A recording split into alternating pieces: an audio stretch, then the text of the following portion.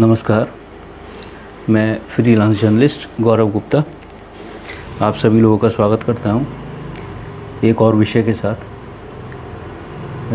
ये जो विषय है ये कोविड से संबंधित है, कोरोना वायरस से, और इस विषय में जो है मोदी गवर्नमेंट भी शामिल आपको मिलेगी। बहुत ज़रूरी विषय है, ये आप वीडियो स्किप ना करें। आज मैं आपसे इस वीडियो में इंटरनेशनल मीडिया की बात करने जा रहा हूँ, कोविड-19 के जो नया वेरिएंट है B.1.617 जो है उससे संबंधित है और मोदी गवर्नमेंट से संबंधित तो है ही है। देखिए, सबसे पहले तो ये समझ लीजिए कि दुनिया में कोई भी मीडिया सिर्फ एक मीडिया हाउस है। उसका काम है लोगों की बात को लोगों तक पहुंचाना। रिपोर्टिंग के मामले में कौन कितना सही है और कौन कितना गलत, ये तय करने वाले हम लोग कोई नहीं होते या कोई नहीं होता। हाँ, अगर हमें या किसी को उनकी रिपोर्ट गलत लगती है या वो रिपोर्ट गलत है तो तथ्यों के साथ में, फैक्ट के साथ हम न्यायालय या उनके खिलाफ जा सकते हैं। दरअसल इंटरनेशनल मीडिया का मैंने नाम यहाँ क्यों लिया? दरअसल यह वीडियो बनाने का मकसद ये है कि इंटरनेशनल मीडिया भारत की इस समय की मौजूदा स्थिति को लेकर काफ़ी गंभीर है और वही सवाल उठ रहा है कि वो इतनी गंभीर क्यों है। क्या अंतर्राष्ट्रीय मीडिया इस मौजूदा समय को जिससे भारत गुज़र रहा है उसको भुना रही है, उसका फ़ायदा उठा रही है, या वाकई में अपना धर्म निभा रही है? क्योंकि उनकी रिपोर्ट्स के आधार पर दुनिया भर के जितने भी नेता हैं कोविड-19 के इस नए वेरिएंट को लेके B.1.617 को, जो कि सबसे पहले भारत में पाया गया था, ये इसके बारे में आपने भी सुना होगा, उसको लेकर काफ़ी परेशान हैं और गंभीर हैं।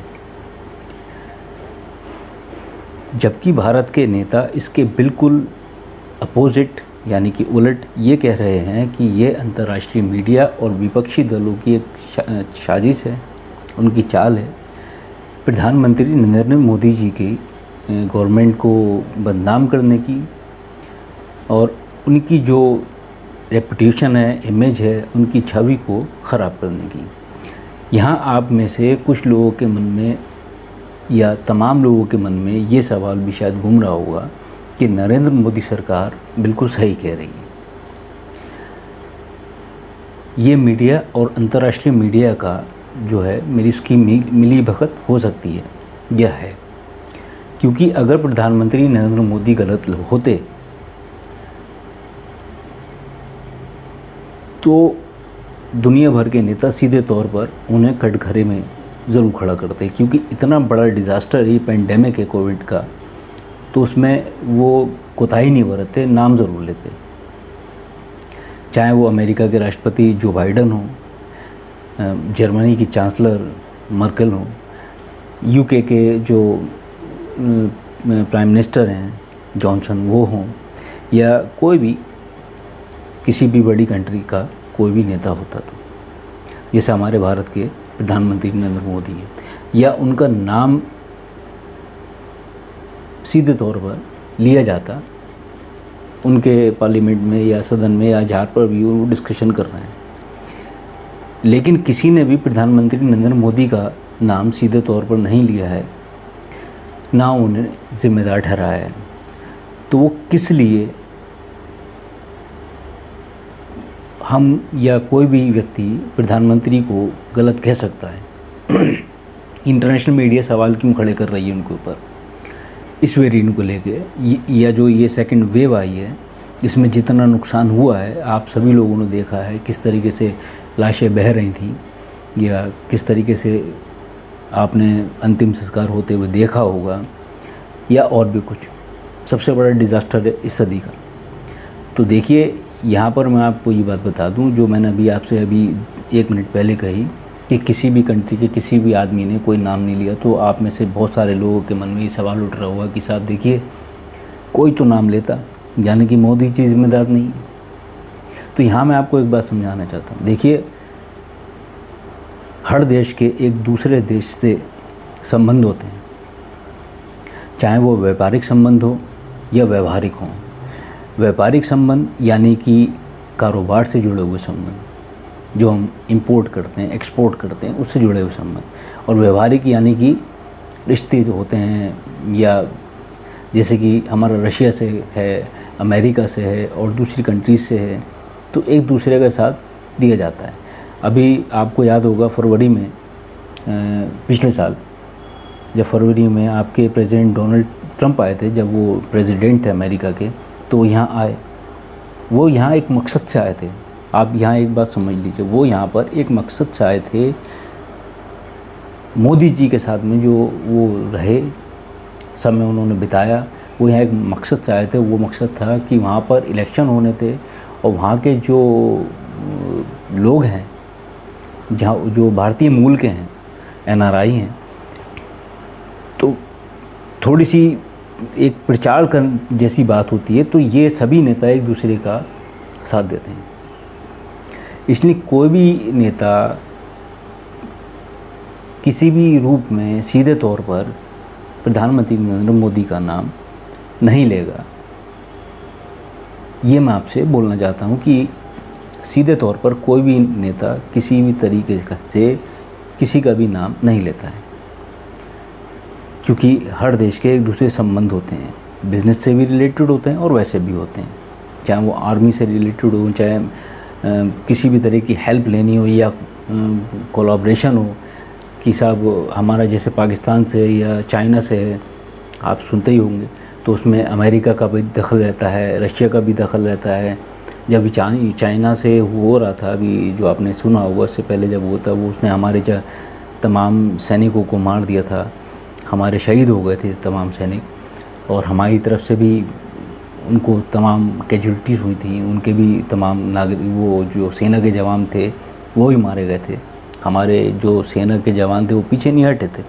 उस चक्कर में फिर राजनाथ सिंह जी रशिया गए थे, तो वो एक व्यवहारिक संबंध होता है, उसको बना के लेके चलना पड़ता है। और दूसरी वजह से भी, एक तो ये वजह है और एक दूसरी वजह भी जो मैंने आपको अभी बताई, इलेक्शन से रिलेटेड या वोट से रिलेटेड। मिसाल के तौर पर मान लीजिए, ये अगर मान भी लीजिए, जैसे कि अमेरिका के राष्ट्रपति जो डोनाल्ड ट्रंप हैं, वो आपके अब जो हैं जो बाइडन हैं, अगर वो सीधे तौर पर नरेंद्र मोदी जी का नाम लें, जैसे कि इंटरनेशनल मीडिया जैसे न्यूयॉर्क टाइम्स, द गार्डियन और स्काई न्यूज़ या और जो सिर्फ जितने भी हैं, वो तो सीधे रूप से लिख देते हैं कि साहब इसके लिए कौन कौन जिम्मेदार है, कि या मोदी गवर्नमेंट ने किस तरीके से काम किया या कर रही है, जो हम सब लोग देख रहे हैं। वो तो लिख देते हैं, वो तो एक मीडिया हाउसेस हैं और बहुत रेपुटेटेड हैं, बहुत नामी गिरामी हैं लोग भी। अब यहाँ पर अगर मान लीजिए मिसाल के तौर पर जो बाइडन इसी संदर्भ में अगर प्रधानमंत्री नरेंद्र मोदी जी का नाम ले लेंगे, तो अमेरिका से भारत के व्यवहारिक और व्यापारिक दोनों संबंध बिगड़ सकते हैं बुरी तरीके से। इसलिए और देशों के नेता, जितने भी देश के नेता हैं, इस वेरिएंट की वजह से परेशान तो हैं और इस वेरिएंट पे किसी का भी नाम नहीं ले रहे हैं। वो सीधे तौर पर जो है उस पर काम कर रहे हैं, वैक्सीनेट कर रहे हैं अपने विशेषज्ञों की सलाह पर, और उनसे सलाह ले रहे हैं, उसके सलाह मशवरे पर वो आगे चल रहे हैं। मैं इसकी ज़्यादा और गहराई में आपको लेकर नहीं जाऊंगा, ना लेके जाना चाहता हूं। बस इतना ही कहूँगा कि नेता आज अपने देश की जनता की ज़िंदगियों से खेल सकते हैं। सीधी सी बात मैं आपको बता रहा हूँ, लेकिन अपने वोट बैंक से वो कतई नहीं खेलेंगे। बाकी समझदार को इशारा ही काफ़ी है। ये वीडियो जो है और ये जो मैं बोल रहा हूँ, बहुत समझा के धीरे धीरे, वो इसलिए बोल रहा हूँ कि कोई भी शब्द इधर से उधर ना हो जाए। वो आजकल आप समझ ही रहे होंगे या सुना भी होगा आपने कि साहब अगर किसी के लिए भी कोई आप कुछ कह रहा है ना, या कुछ भी मिस्टेकनली भी निकल गया, तो ऐसा होता है कि पत्रकार के लिए एक मुसीबत हो जाती है। मैंने आपको शुरुआत में बताया कि मैं एक जर्नलिस्ट हूँ, एक फ्रीलांस जर्नलिस्ट हूँ, और यहाँ इंडिया में एक मुसीबत हो गई है कुछ सालों से कि अगर सही बात कह दो तो पता नहीं क्यों ये हर सरकार में ऐसा रहा है, तो गवर्नमेंट को परेशानी हो जाती। और ये मामला तो बहुत ही ज़्यादा बड़ा है, इस सदी का सबसे बड़ा मामला यही है स्पेनिश फ्लू के बाद में।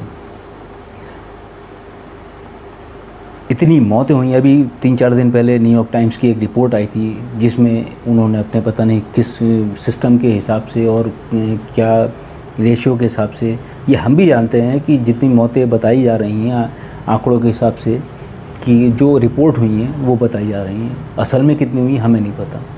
असल में केसेस कितने हुए वो भी एक्चुअल रिपोर्ट या एक्चुअल डाटा नहीं, तो यहाँ पर ये बात करनी पड़ती है। अब मैं वापस उसी मुख्य बात पर आता हूँ कि इंटरनेशनल मीडिया और दुनिया भर के नेता इंडिया की मौजूदा हालात को लेकर कोविड-19 के इस नए वेरिएंट B1617 को लेकर इतने गंभीर और परेशान क्यों हैं।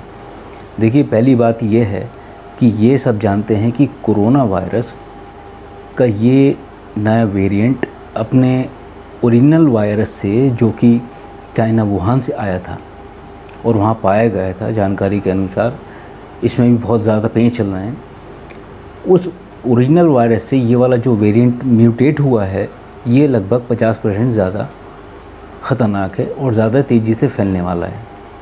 50% ज़्यादा तेज़ी से फैलने वाला है। ख़तरनाक तो वो भी है और ये भी है। जानकारी ये भी है इस वायरस पे, ये आपने भी सुना होगा 50% का जो मैंने आपको बताया। और जानकारी ये भी आपने शायद सुनी हो कि RT-PCR में कुछ टेस्टिंग्स में पुराना वाला वायरस भी चकमा दे रहा था और ये वाला तो दे ही रहा है ज़्यादातर। एक तो सबसे बड़ी चिंता का विषय ये भी बनी हुई है। दूसरी बात ये है कि ये भी हम सब जानते हैं कि भारत सरकार इस मामले को किस तरह से संभाल रही है और संभाल रही आती है, कितने दिनों से किस तरीके से क्या काम कर रही है। कहीं वैक्सीन नहीं है, कहीं ऑक्सीजन नहीं है। केंद्र सरकार यानी नरेंद्र मोदी सरकार और राज्य सरकारों में तनातनी भी देखी जा रही है वैक्सीन को लेकर। यहाँ पर ये लोग इस तरीके से इस मामले को हैंडल कर रहे हैं कि एक तो शॉर्टेज जो ज़रूरी चीज़ें हैं उनकी तो है ही है, लेकिन एक पॉलिटिक्स हो रही है बहुत बुरी तरीके से जो नहीं होनी चाहिए अगर इसको कंट्रोल करना है तो।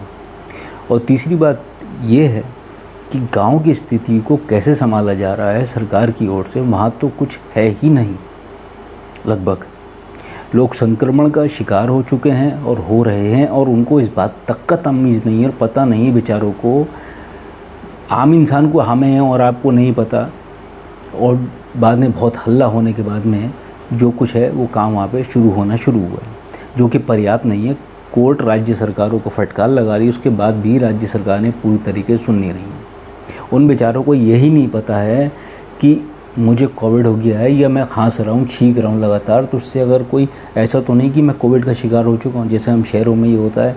गांव में भी समझदार लोग हैं, ऐसा नहीं है, लेकिन हमारी बहुत बड़ी भारत की आबादी का हिस्सा ऐसा भी है जो इस चीज़ को नहीं समझता।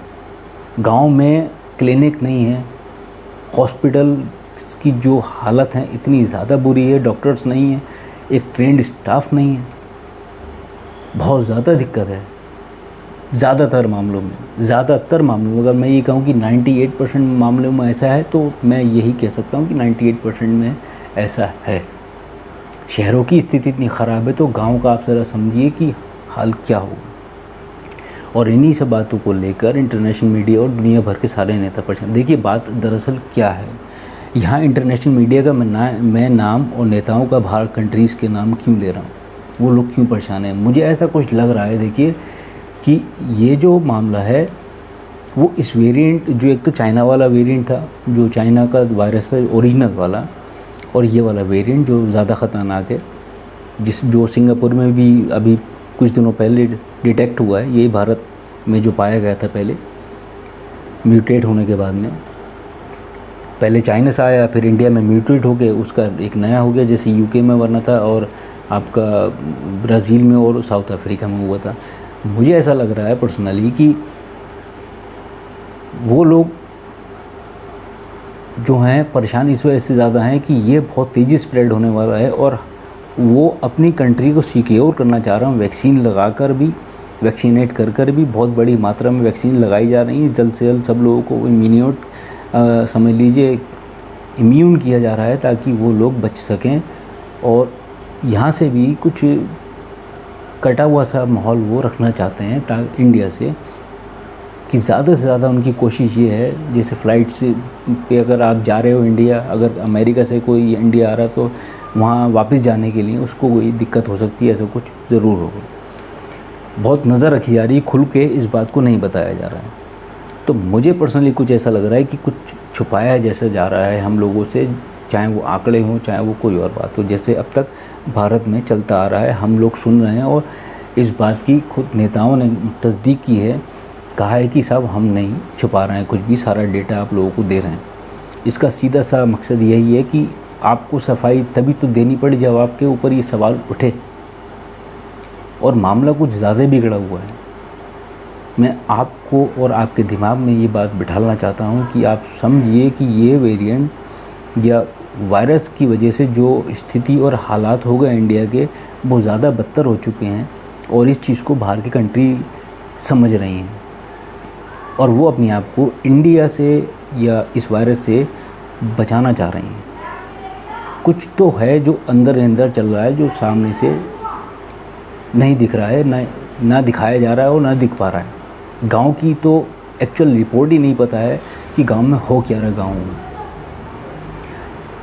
जैसा कि विदेशी मीडिया की रिपोर्ट्स को देखकर और विदेशी नेताओं के जो बयान हैं उनको देखकर और सुनकर मुझे महसूस हो रहा है, या हम लोगों को महसूस हो रहा है, जर्नलिस्ट कम्युनिटी को ऐसा लगता है कि समस्या जो मैंने आपको बताई कि सिचुएशन जो है बहुत ज़्यादा कॉम्प्लिकेटेड मुझे महसूस हो रही है, क्योंकि हम अपने नेताओं को ख़ास तौर पर प्रधानमंत्री नरेंद्र मोदी और उनकी कार्यशैली को पहले से देखते आ रहे हैं, जिसमें हमने कई चीज़ें देखी।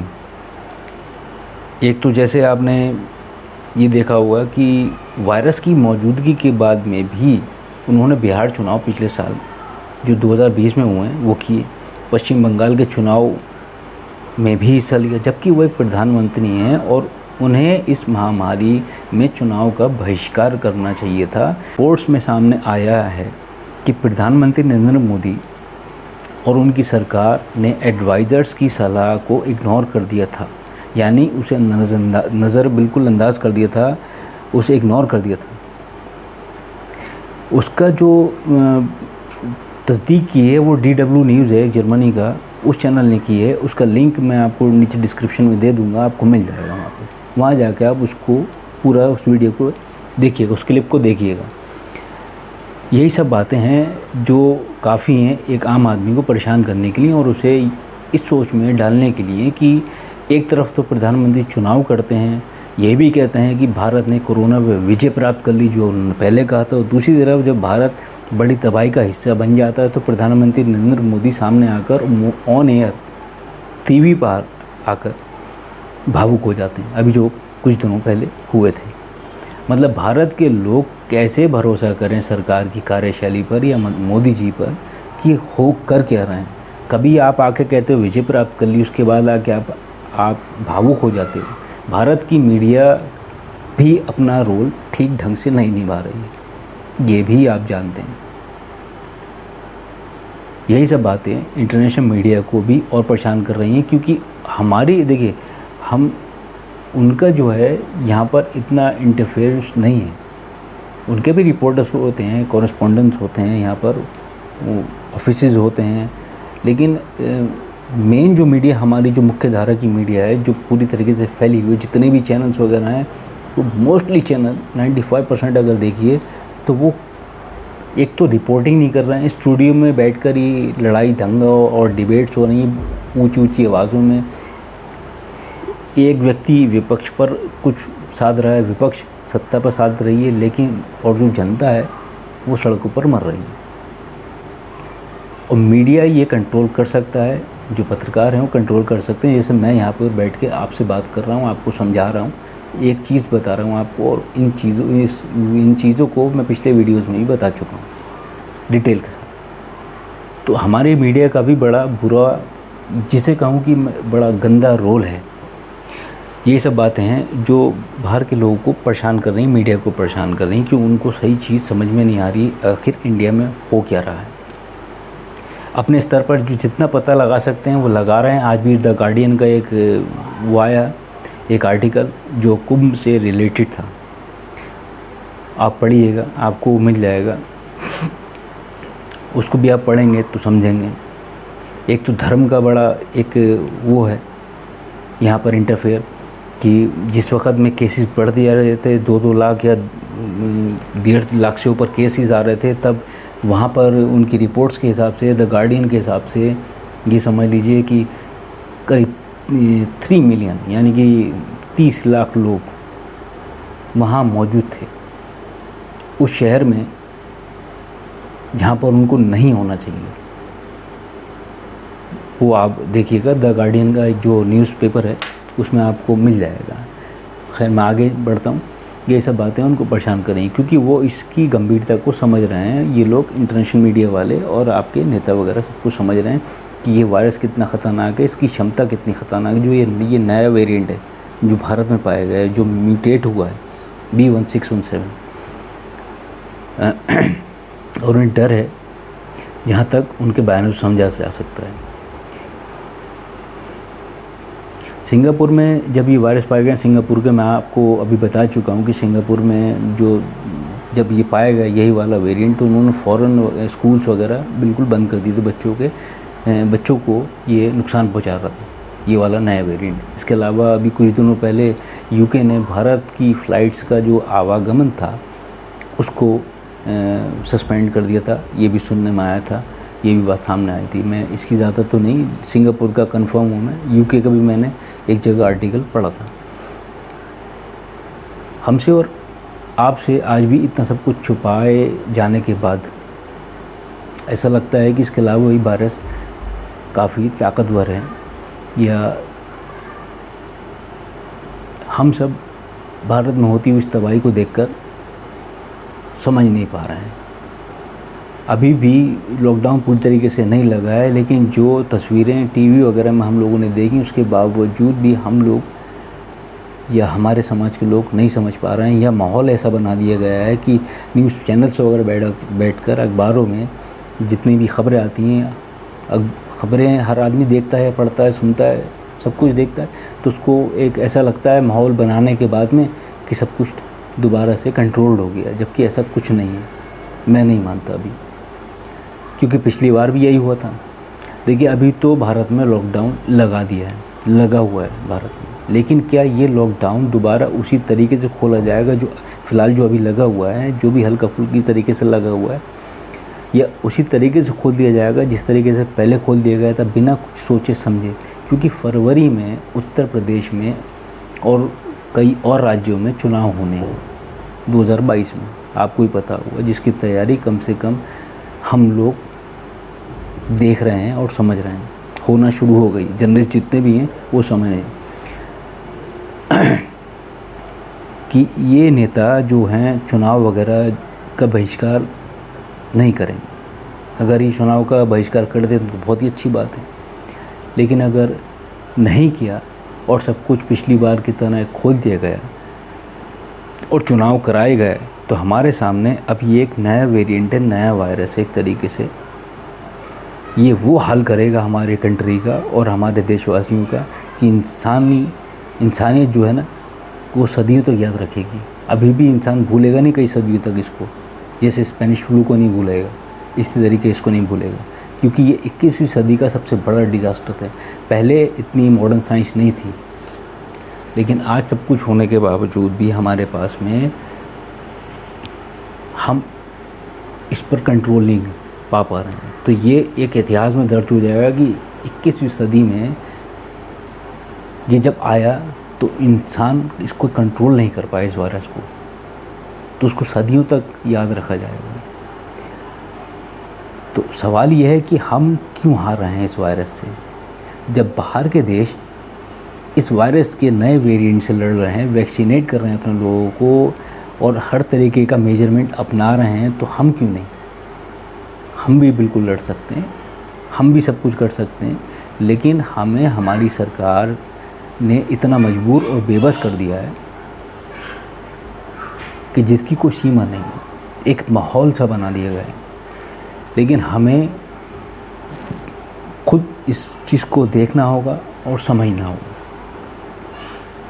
न ऑक्सीजन मिली जाने वालों को जो गए, जो दुनिया को चले गए, और ना ही रामनामी चादर। रामनामी चादर वो जो अभी पिछला भी 1-2 दिन पहले आपने देखा हुआ न्यूज़ चैनल्स पे बहुत बड़ा विषय बन गई थी कि साहब उनके ऊपर से केसरी रंग की जो चादर थी, ऑरेंज कलर की जो चादर थी रामनामी लिखी हुई, उसको हटा दिया गया ताकि उनको वो ऊपर से वो एरियल व्यू में वो दिखे नहीं। तो सब कुछ होगा, लेकिन और 2022 के चुनाव भी होंगे। लोगों को, जाने वालों को रामनामी चादर भी नहीं मिली, लेकिन इन नेताओं को दोबारा टिकट भी मिलेंगे और दोबारा इलेक्शन भी होंगे और दोबारा से ऐशो आराम भी मिलेंगे। अब आप बताइए कि हासिल जो है देश के लोगों को क्या हो रहा है। बाहर की कंट्री यहाँ की हमारी हालत देख के सतर्क हो चुकी हैं। ये वीडियो असल में बहुत कन्फ्यूज़न के साथ मैंने और बहुत सोच समझ के मुझे बनाना पड़ा, और आज इस वीडियो में इतना मैं अटक के और रुक के बोला हूँ, मैं खुद समझ रहा हूँ। आप भी थोड़ा सा बहुत ज़्यादा इरिटेट हो रहे होगे कि ये बोलना क्या चाह रहा है और यह बोल क्या रहा है। तो मैं उम्मीद करता हूँ जितनी बात मैं आपके सामने रख सकता था, कह सकता था, खुल के बोल सकता था या कुछ छुपा के आपको बोल सकता था, मैंने आपके सामने रखी कि बाहर की कंट्री सतर्क हैं, कुछ ऐसा है जो छुपाया जा रहा है। ये जो वेरिएंट है ये बहुत ज़्यादा नुकसान पहुंचा चुका है, मुझे ऐसा महसूस हो रहा है और सामने दिख भी रहा है, लेकिन नुकसान उससे भी ज़्यादा बड़ा है। जैसे कि न्यूयॉर्क टाइम्स की रिपोर्ट ने अभी हाल के दिनों में एक रिपोर्ट सामने दिखाई थी, और वो उस चीज़ को समझ रहे हैं। और हमारे कंट्री में एक फिर से माहौल बनाया जा रहा है। मैं 2-3 नाम लेता हूँ आपके सामने, आप अभी समझ जाएंगे इस वीडियो को ख़त्म करते करते। बाबा रामदेव, जो अभी इन्होंने एलोपैथी पे जो बयानबाजी की कि देखिए जो माहौल है कैसे बनाया जाता है, उन्होंने IMA के चीफ को और जो एलोपैथी पे की जो बातचीत की, जो उन्होंने नहीं करनी चाहिए थी वो की, जबकि वो समझदार हैं, उनको नहीं करनी चाहिए तो उन्होंने की। मेहुल चौकसी, कमलनाथ का बयान, तो ये सब चीज़ें क्यों लेकर आई जा रही हैं बीच में, जब हमें इस वायरस से लड़ना है। हमारी पहली प्रायोरिटी ये होनी चाहिए जो दूसरी कंट्रीज़ की है। जितना नुकसान हमारा हो चुका है इंडिया में इस नए वेरिएंट से, उसके बाद भी हम नहीं संभल रहे हैं। तो कमी कहाँ पर है? कमी जो है वो कमी हमारी गवर्नमेंट के अंदर है। कभी वैक्सीन की शॉर्टेज, कभी किसी और चीज़ की शॉर्टेज, कभी वैक्सीन को लेकर लड़ाई झगड़ा राज्य सरकारों में और केंद्र सरकार में।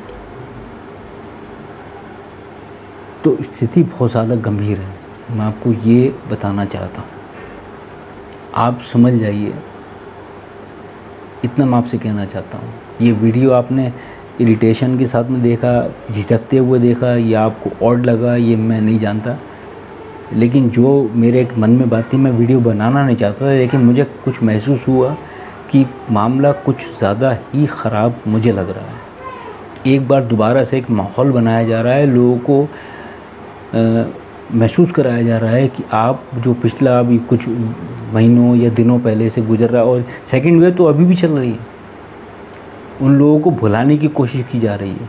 लोगों का ब्रेन वॉश करने की कोशिश की जा रही है कि आप सब कुछ भूल जाओ। दूसरी बातों में उलझाया जा रहा है, जैसे बाबा रामदेव की बातों में उलझाया जा रहा है, ममता बनर्जी की उसमें बात में घुमाया जा रहा है, इन्हीं सब बातों में घुमाया जा रहा है ताकि आपका दिमाग वहाँ पहुँचे, बिल्कुल भी ना पहुँचे। और 2022 में तो इलेक्शन है ही, तो शिकार मत हुई। मैं आपसे ये बस इतनी सी कहना चाहता हूँ। इस वीडियो को बनाने का बस मेरा यही मकसद था। वीडियो में आपको कुछ समझ में आया हो तो बहुत अच्छी बात है, अपनी जो बात रखनी हो आपको कमेंट में रखिएगा। अगर मुझसे कुछ गलती हुई है तो मुझे बताइएगा, मैं उसको करेक्ट करूँगा अगले वीडियो में। चैनल को सब्सक्राइब कर लीजिएगा ताकि मुझे और थोड़ा सा मॉरल सपोर्ट मिले और मैं थोड़े वीडियो अपने और बनाऊं, ताकि आपको जानकारियाँ मैं लगातार देता रहूं। नमस्कार।